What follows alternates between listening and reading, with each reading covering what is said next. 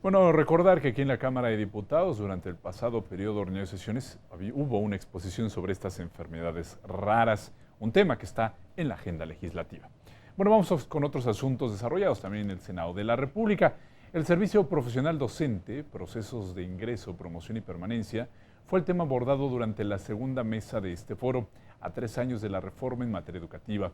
La primera ponente, la supervisora de educación preescolar en el Senado de Baja California, o en el Senado, o en el Estado de Baja California, corrijo, Guadalupe García Justiniani, cuestionó el esquema de permanencia. Señaló que el personal al que se le asignó una plaza debe ser acompañado mediante procesos de tutoría y al término del primer año presentar otra evaluación para que su resultado sirva y sean apoyados nuevamente con un proceso de actualización y formación, y solo culminados los dos de servicio, los 2 años, presentarán otro examen para que se les otorgue de manera definitiva un nombramiento.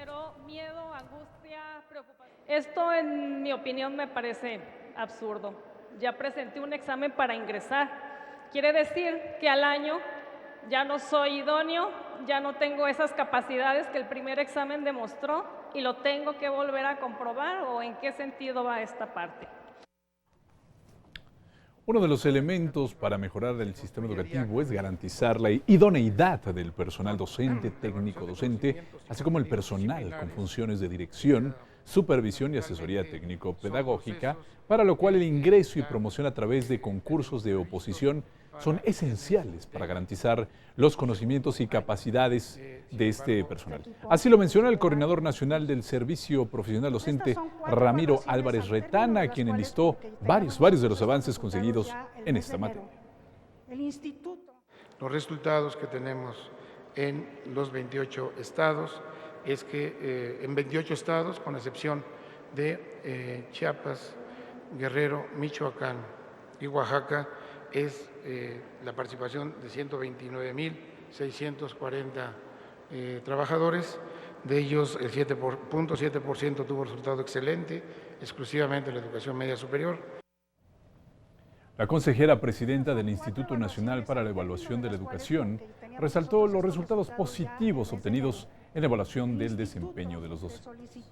Estos resultados muy importantes. La verdad son muy pocos los maestros que resultan insuficientes. En el caso de la educación básica es el 13.8% y la mayor parte de este porcentaje obedece a aquellos que fueron insuficientes porque no presentaron algún instrumento, es decir, no porque no contestaron bien. El 21.3% resultaron insuficientes, también en la mayor parte de los casos porque no presentaron algún instrumento. Al hacer notar que en la tradición mexicana suele confundirse los procesos de evaluación con la aplicación de exámenes, el investigador Ángel Díaz Barriga explicó que esta visión se plasmó en la reforma educativa.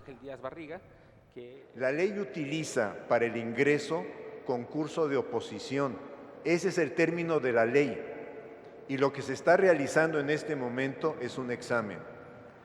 La verdad es que tendríamos que analizar ¿por qué estas equivalencias y estos descuidos técnicos?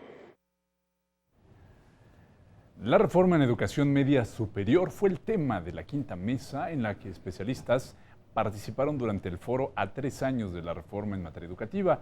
Aquí, Eduardo Weiss, investigador del CINDEP-STAP, reiteró la urgencia de disminuir la deserción escolar. Disminuir el abandono escolar repercute fuertemente también en la cobertura, que hay más de 200,000 estudiantes se ganan si se cierra la llave de la deserción. La Dirección General del Colegio de Bachilleres se refirió a crear políticas educativas que respondan a todos los tipos y modalidades del sistema educativo. Necesitamos garantía de que la ampliación de la autonomía pedagógica, esa mayor autoridad, mejora las prácticas, permite aprender con otros y responde a la gran diversidad de nuestros alumnos. Esa premisa es correcta, es indispensable, me parece, que la asumamos. Bueno, por su parte, la Subsecretaría de Educación Media Superior dijo que a 3 años de la reforma educativa, El principal logro ha sido la creación del Sistema Nacional de Educación.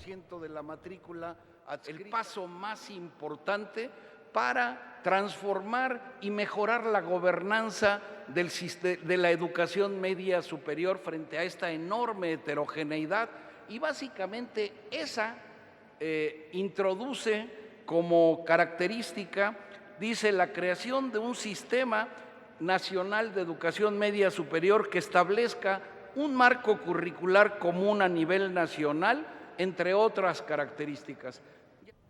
Para la Universidad Nacional Autónoma de México, la educación media superior debe tener al menos 4 premisas para la vida personal y académica del estudiante. La educación de calidad no consiste únicamente en que se cumpla con lo propuesto y lo programado, sino ante todo que le sirva a ese niño, a ese joven para la vida. Y la propia ley reconoce que la educación debe de preparar para la vida, para el trabajo, para el desarrollo personal y para los estudios superiores.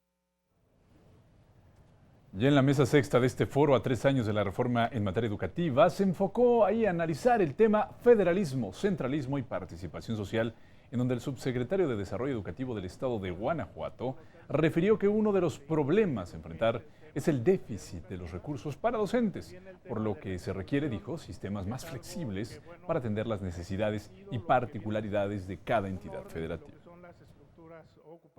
Cada entidad por sí misma tiene necesidades diferentes y sabemos que vamos caminando en buen sentido, pero yo creo que tenemos que aprovechar también el tema de articular procesos horizontales y equipos de trabajo con capacidad de respuesta oportuna. Marco Fernández, integrante de la organización México Evalúa, expuso que en la distribución de las atribuciones que se establecieron para la ejecución de las modificaciones al sistema educativo, se han encontrado varios elementos en donde precisamente la falta de transparencia merma la legitimidad de esta reforma. Por ejemplo, a pesar de que la ley del servicio profesional docente establece la obligación que los estados tienen que respetar las listas de prelación en el orden de los resultados de las evaluaciones de aquellos que concursaron para estas plazas, lamentablemente muchos gobiernos estatales no han transparentado esas listas de prelación. Héctor Villarreal, representante del Centro de Investigación Económica y Presupuesto, explicó en su oportunidad que lo que se destina al sistema educativo ronda el 4.8% del Producto Interno Bruto. Podemos pensar, a lo mejor justificadamente o no, que México gasta muy poco en educación. Al menos en un comparativo internacional, por ejemplo, si nos vamos con respecto a países de la OCDE, sí estamos abajo, pero por muy poquito. La investigadora Aurora Loyo, del Instituto de Investigaciones Sociales de la Universidad Nacional, señaló varios de los problemas que se han suscitado en el transcurso del proceso de implementación de elementos contenidos en la reforma educativa, entre ellos la falta de realización del censo en varias entidades, además de las dificultades para diferenciar entre los distintos tipos de comisionados. Además, no podemos dejar de lado un costo adyacente.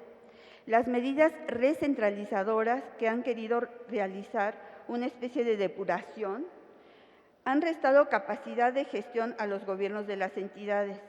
Igualmente, vulneran las posibilidades de aprendizaje y consolidación de sus capacidades administrativas. En este tenor, Pedro Hernández Morales, integrante de la Coordinadora Nacional de Trabajadores de la Educación, hizo varias propuestas, entre ellas que la evaluación esté vinculada a los procesos locales de enseñanza y aprendizaje, que considere las tradiciones locales y las condiciones sociales y productivas. Respecto al sistema educativo, planteó lo siguiente. Gobierno y empresarios propugnan una educación dogmática en la que la historia y la ciencia aparecen como ya concluidas y sujetas a una sola interpretación. Nosotros proponemos una educación crítica e inquisitiva que abra paso a la curiosidad y al cuestionamiento. Olac Fuentes Molinar, miembro del Programa Universitario de Estudios de Desarrollo de la UNAM, llevó su reflexión sobre la educación como un bien que está siendo insuficiente y desigualmente distribuido. Pero que además se ha convertido a lo largo del tiempo en un bien de valor incierto. El país está en el riesgo de estar produciendo escolaridad, pero de no estar produciendo educación. Y ese es justamente el problema pendiente. Bueno, a su vez, el subsecretario de Educación Básica de la Secretaría de Educación Pública recordó que en el documento Los fines de la educación en el siglo XXI, que se presentó hace unos días junto con el Modelo Educativo 2016, se plasmaron las propuestas sobre la formación que deben tener los mexicanos. Y eso es muy importante analizarlo, porque aquí nos queda muy claro que el propósito de la educación básica y de la media superior, pues es contribuir a formar ciudadanos libres, participativos, responsables e informados, capaces de ejercer y defender sus derechos, que participen activamente en la vida social, económica y política de México